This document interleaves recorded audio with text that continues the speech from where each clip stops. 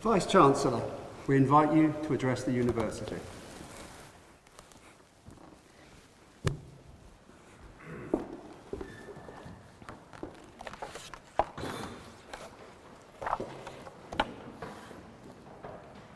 Good morning. A very warm welcome to the new academic year and special congratulations to the proctors for this year, newly elected. It is conventional at the opening of this address for the Vice-Chancellor to run through all the brilliant things our academics and students have done in the past year.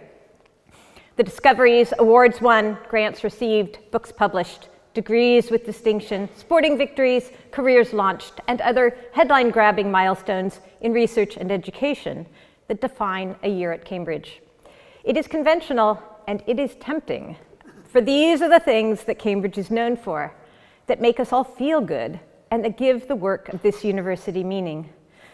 They're the things that get me out of bed in the morning, to be honest, and that give me joy.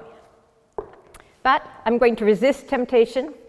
Instead, I'm going to talk about what the university is doing to enable the flow of these brilliant things to continue unabated into the foreseeable future, and to have the impact on society and the world that they need to have. As I was preparing to write this address, I went back and read the addresses of my predecessors, all the way back to 2003 when we started putting them up on the website. They're a fascinating read. I commend them to you if you have a few hours on your hands. Taken together, they offer an in-time narrative of the history of the university in the 21st century so far. Three elements emerge clearly in that narrative. One element is Cambridge's enduring features. These include the markers of success, the brilliant people doing brilliant things that I mentioned earlier. They include enduring questions. What should be the size and shape of the collegiate university? How should research and teaching responsibilities be allocated? They include enduring challenges, widening participation, for example, and interdisciplinarity. And central to the narrative are enduring relationships between the university and the colleges, with government, with alumni. These topics come up again and again, reflecting their centrality in the university's mission. Second element of the narrative is the broader context in which the collegiate university operates. This includes everything from government policies and regulations related to higher education to the state of the regional and national economy, broader government strategies, partnerships, competitive pressures, world-changing events like Brexit and the pandemic, you name it, a range of factors external to the university that impinge on its ability to deliver on its mission.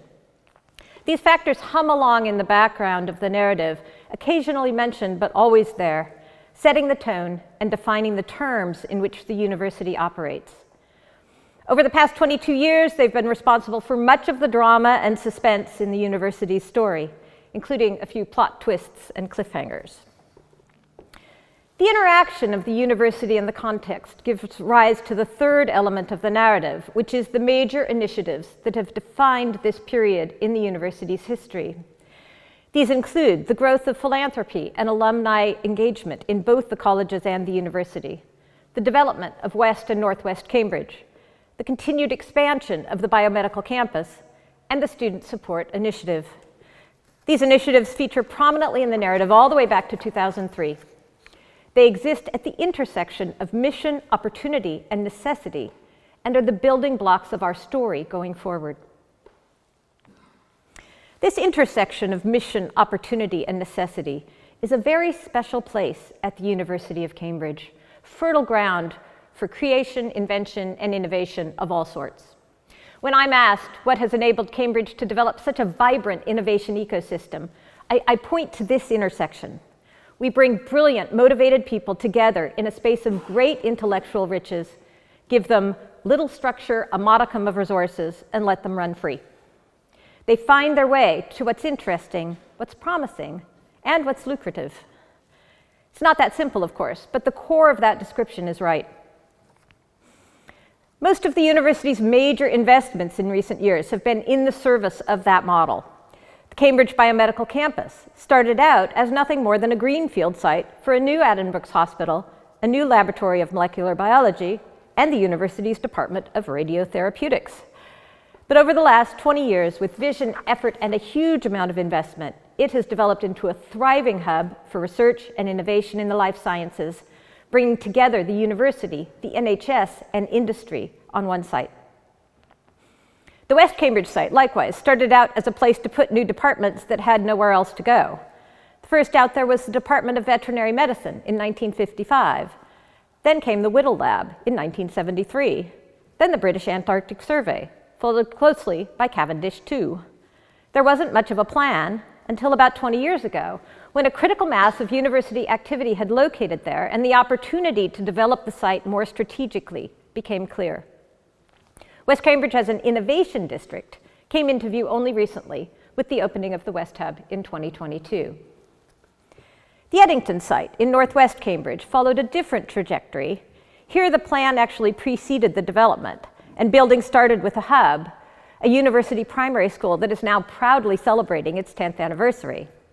So Eddington skipped the dumping ground phase and began as a strategic development designed to support and expand the population of postgrads, postdocs, and other staff to power research and innovation at the university. The use of placemaking to support knowledge creation and innovation is a recent development in the university. But in fact, Cambridge has a long history of creating environments that bring people together to fulfill its academic mission. The colleges were the pioneers here, and it is perhaps because they did this so well that the university did not need to. University buildings were originally designed to house research materials, equipment, and staff. Placemaking came later, starting with the first Cavendish Laboratory and then its spin-out, the LMB. Now we recognize the importance of placemaking not as an end in itself, but as a means to enabling our talented staff and students to do their best work. Moving forward, we are deploying placemaking in multiple sites to take our research and innovation ecosystem to the next level of maturity. On the biomedical campus, we are partnering on plans for a cancer research hospital that will close the distance between bench and bedside, delivering innovative solutions that will transform the lives of cancer patients.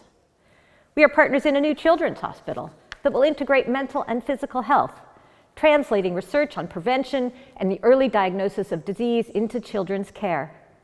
Each of these hospitals is so much more than another big building.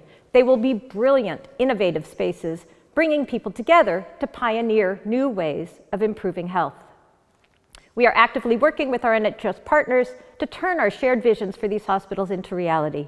Enabling work has been undertaken, and we are making good progress with philanthropic fundraising. At West Cambridge, we are planning the next phase of development, this time with a vision 20 years in the making to combine all of engineering once again on one site. A vision in which academic departments co-locate with industry partners, national research institutes, scaling companies and investors to create the leading location in Europe for AI, quantum, and climate research. A vision of a scale of research activity that will attract leading companies and research talent to the UK, on a site designed to best-in-class environmental specifications and with attention to outdoor as well as indoor spaces.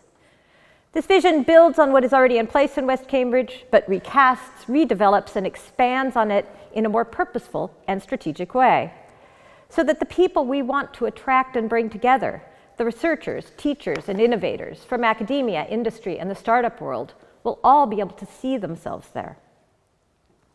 In the center of Cambridge, we are building an innovation hub that will bring together spin-outs, startups, scaling companies, corporate innovation teams, venture capitalists, entrepreneurs, and our world-class research community, all in a facility located at 1 to 3 Hills Road, just a short walk from the train station.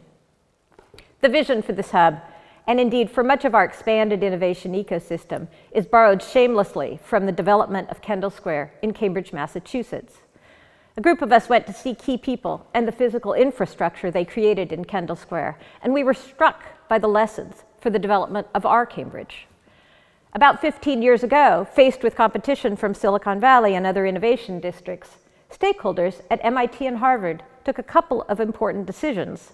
First of all, to cooperate rather than compete, and second, to invest on a large scale in lab space, incubator space, equipment, hubs, the infrastructure needed to support deep tech and life science startups. The result was a step change in their translation capabilities, their social and economic impact, and critically, their ability to attract and retain top academic talent at all levels. We can do the same. Of course, we, the University of Cambridge, cannot do all of this alone. That's why we have been working with central and local government, major employers across the city and region, and partners in academia and the startup world across the UK and beyond. The degree of alignment and indeed excitement around this vision is extremely encouraging. Government has long taken an interest in building on the success of Cambridge and increasingly has come to focus on Cambridge as central to their growth agenda. This is where opportunity bleeds over into necessity, for Britain must grow. Here in Cambridge, government investment in our development means that obstacles to our growth, the lack of water, transportation infrastructure, and affordable housing, for example, might finally be addressed. In the narrative of Cambridge in the 21st century, problems with water, transportation, and affordable housing receive multiple mentions. Alison Richard complained about the traffic back in October 2007. And Leszek Borisevich lamented the lack of affordable housing every year as he made the case for the development of Northwest Cambridge. It is high time we found solutions to these problems. Yet the responsibilities that come with growth extend far beyond the city's infrastructure.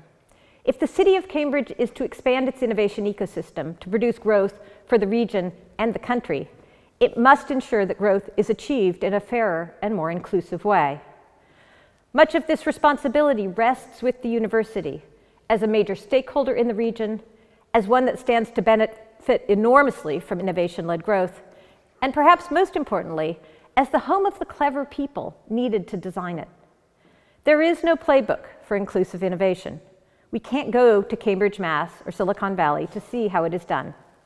We have to invent it here in our city. We believe the same creativity, ingenuity, and commitment the university brings to innovation can be harnessed to ensure that the opportunities that innovation creates reach those who have been left behind. Some initial work is already in train. The civic engagement function established last year is now driving impact, building on existing activity, strengthening local partnerships, and supporting inclusive, place-based collaboration. Across the university and colleges, civic activity is flourishing. From the colleges and city council charities partnership to outreach from all the university's museums and the Botanic Garden, and new citywide initiatives focused on skills and youth opportunities. Moving forward, new facilities, starting with the West Hub, the Innovation Hub, and the 2 new hospitals, will be for everyone in the community. The Children's Hospital is looking at how they can bring their activity out to families across East Anglia through local surgeries. Discussions are underway, spearheaded by Innovate Cambridge, of what inclusive innovation means and how to create it. And we now have a city-to-city partnership with Manchester, funded by Research England, through which we can experiment with different inclusion strategies and learn from each other. We do not yet have all the answers for how to use innovation-led growth to create a more equal Cambridge, a more equal East of England, but our commitment to find them is real. In an 816-year-old university, one has to be able to seize opportunity from the jaws of necessity. Such is the case on the Sidgwick site, where the Grade 2 listed Sterling building needs restoration. We are treating this necessity as an opportunity to do a bit of placemaking. In addition to completing the necessary repairs, the Sterling restoration, which begins this year, will improve the building's accessibility, safety, and comfort, while reducing its carbon footprint and improving its climate resilience. It will create beautiful new learning and working spaces and improve the landscape around the buildings to enhance biodiversity and invite people in. To quote Tim Harper, former head of the School of Humanities and Social Sciences, the project is true to James Sterling's vision in that it looks to the future. It will enable all those who use the building to work together in new and exciting ways. The restoration of the Sterling building is a way into a larger opportunity for the arts, humanities, and social sciences to develop a new vision for the Sidgwick site, one that centers on their academic mission. The process is well underway, anchored by the very same questions that colleagues at West Cambridge and on the biomedical campus are asking.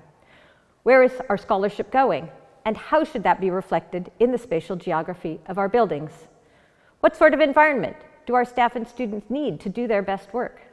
Who should encounter whom in this space? And how can the physical environment make those encounters more likely? A key question in this process is how the Sidgwick site relates to its neighbor, the University Library. The UL will be celebrating its centenary in its current site in 2034, and in anticipation has been asking some of these very same questions. How can it refashion its historic estate to serve the needs of research and scholarship in the 21st century? The UL is an amazing building on an enormous site, positioned centrally between West Cambridge and the city centre, with the Sidgwick site and many colleges nearby. It holds huge opportunity for an exciting restoration project. And for years now, similar conversations have been going on at the Downing site, where the School of Biological Sciences has been working with the Estates Division. The school has championed new ways of working across traditional departmental boundaries, establishing cross-disciplinary interactions that will drive research innovation across the biological sciences over the next decade. They now have an estates plan that will transform their teaching and research space using only 80% of their current square footage, thereby improving their environmental and financial sustainability while providing a collaborative working and studying environment fit for the biosciences of the future. This is what we need to do across the historic estate, and we are now very close to having a full vision of it. I've talked a lot about sites and buildings. Now let me turn to the most important part of our ecosystem, which is the people. The people who encounter each other on these sites, exchange ideas, work together, and change the world. All the buildings, the infrastructure, the programs, and the partnerships are about bringing brilliant people to Cambridge and enabling them to do their best work in a supportive environment where academic freedom and freedom of speech are at the core. So let me make a couple of observations about the university's people in the current conjuncture. One, this is a moment of extraordinary opportunity. The financial challenges to higher education in this country and the myriad challenges to higher education abroad have led many more people than usual to our door. For example, we had more interest from the US for everything we advertised this year, from undergraduate places and postgraduate places to every level of academic and professional services staff position. And we could recruit people, even when they had to take significant cuts in salary to come. I would expect this opportunity to persist, at least for a few years. It's a good time to be in Cambridge. We are not flush with resources by any means, but we have access to income streams that give us greater resilience than most of our peers in the UK. As for international comparisons, what scholars and students need to do their work is three things: freedom, time, and stability. We can offer those things much better than most. And while I'm talking about our comparative advantages, let me take this opportunity to welcome a new cohort of students to Cambridge and to wish you well, and also to welcome back returning students. For the newcomers, this is a time of change, possibility, and hope. We continue to make progress in attracting talent from more diverse backgrounds. This autumn, I will make my latest trip to an area where we attract disproportionately low numbers of students, in this case, the northeast of England, just as I did in the northwest and the southwest. I look forward to hearing views about Cambridge from students, parents, and teachers there, and learning how we might better attract talent to come here. My second observation is that this is also a moment of escalating need for PhD funding. The research councils, long our primary source of this funding, have reduced support suddenly and sharply, well over 50% cuts in many cases. Cambridge gets incredible PhD applicants, and we've always accepted far more than we could fund. Now the gap between the number accepted and the number funded, which you can think of as the amount of talent that is slipping away from us, is simply untenable. The good news is that other funders are stepping up. Colleges have been focusing on bringing in PhD support, and Trinity College has put in its own resources. They established a scheme in which they are match funding about 30 PhD students a year for 6 years. Donors have responded to our call. We have secured over £75 million to endow more than 80 PhDs in perpetuity. And industry partners are an important source. AstraZeneca has funded over 100 PhD students at Cambridge in the past 10 years. With a more diversified approach, we are confident that we can close the gap in PhD funding, but it will take a sustained effort over many years. That is why we are making PhD support a key objective of the next fundraising campaign, which will launch within 2 years' time In our last campaign, we raised a significant amount of PhD support as part of the £500 million Student Support Initiative. In the next campaign, we plan to set a financial goal based on what it would take to fully fund all the PhD students offered places in Cambridge departments. My third observation is that this is a moment of significant change at the university. We are modernizing our systems and processes, and that is making new demands on our professional services staff. Fortunately, they are meeting the challenge of upskilling. One of the most impressive efforts is the University of Cambridge Data Academy, a data apprenticeship program that is training professional services staff from the university to use data in their work. In the first year of the program, 224 staff used their newfound skills to ask better questions, make better decisions, and save the university time and money. Finally, let me acknowledge that this is a moment of considerable difficulty for the university sector. I fully recognize the strong headwinds facing higher education from a number of directions. The financial challenges of the sector are real and should be of concern to anyone invested in the future of this country. They're certainly of concern to me. Yet I'm also positive and optimistic about Cambridge's future, and a huge source of that optimism is the brilliant people I work with every day. I would like to close with a warm word of congratulations and welcome to office for our new Chancellor, Chris Smith, the Lord Smith of Finsbury, until recently Master of Pembroke College. His election by the Senate involved one of the most significant mobilizations of our alumni in history. Over 25,000 people voted, most of them alumni, voting online from around the globe and in person right here in the Senate House. The role of the Chancellor is to advocate for and support the university's strategic aims and interests. How fortunate for Cambridge that Lord Smith, known for breaking down barriers in society and leading inclusion by example, is stepping into this role. Let me wish you all a very successful start to the academic year. Thank you.